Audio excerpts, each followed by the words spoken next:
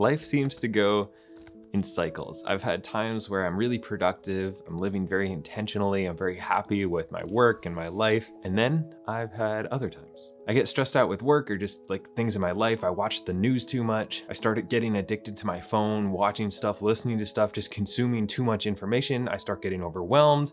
And when I get overwhelmed, I start to procrastinate instead of actually getting stuff done, which makes the problem worse.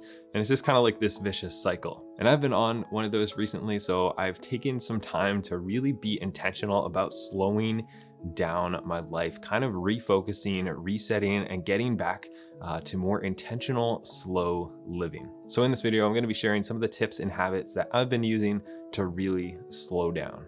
Barefoot in the woods. Now, I realize this is not for everybody, but there is something about walking barefoot that is so mindful. It calms down your brain so much.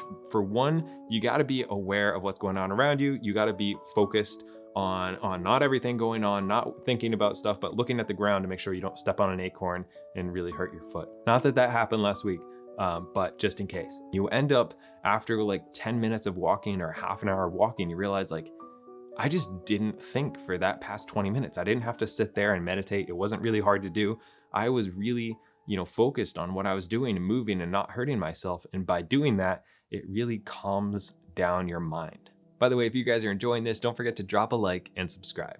Reading physical books, specifically nonfiction ones about slow or intentional living. For me, there's been a quote that really has stuck with me, and that is input determines output. And I've definitely noticed this, where if I read or watch or listen to stuff about cooking, I'll probably cook more. If I read, watch, listen to financial stuff, I'll get better at my finances and I'll really focus in on that. And when I do that with minimalism or intentional living, then I really focus more in my life. And there's definitely something to be said for carving out time to sit down and read a physical book as opposed to listening to a book or reading something on a device. Just for me, there's something about it that makes it a lot more calming of an experience and really calms down my brain a lot. So over the past couple weeks, I've kind of jumped into a few different books. The first one was The War of Art, which talks about procrastination, followed that by Turning Pro. These are both by Steven Pressfield, and that kind of talks about the importance of actually like sitting down and doing the work and kind of the freedom that comes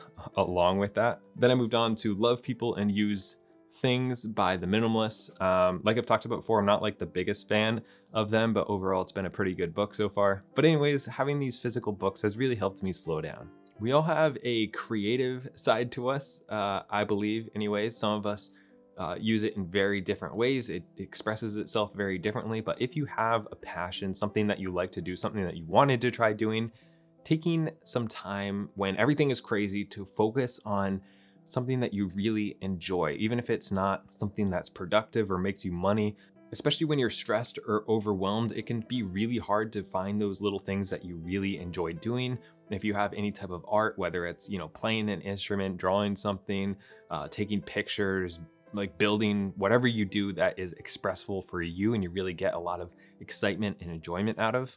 I really suck at drawing and painting, although I do try those occasionally, but I like to just take my camera, go outside and look for things that are beautiful in nature and try to get like a cool, smooth video of that. And something about that is really exciting and like stress relieving for me.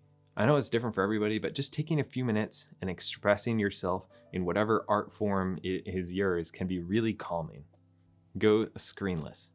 We are on our phones, laptops, computers, watching TV like most of the day when you add it all up, especially if you work at a computer like I do. I just edit for, hours and hours on end, and then I have my phone and I'm answering email and I'm working, and then I'll, watch a show at night. That can really add up, and the more information you consume, it can kind of make your brain feel a little fuzzy, and then you get addicted to it and you want to know what's going on in the news, and it's like this whole cycle. So taking a day on a Saturday or once a week and just having a screenless day where, I'm gonna leave my phone at home tonight. I'm not gonna be on my laptop. I'm not gonna check emails for a whole day and see if the world like burns down. I'm not gonna watch TV tonight. Instead, I'm gonna play cards or draw something or read a book, do anything else that doesn't require a screen with flashing lights. Usually after the end of one of those days, I feel like I'm like, man, I wish I could just live like this all the time. But the reality is you mostly can't, because most of our work revolves around that and we need our phones to do stuff. But having those every once in a while can really help you reset.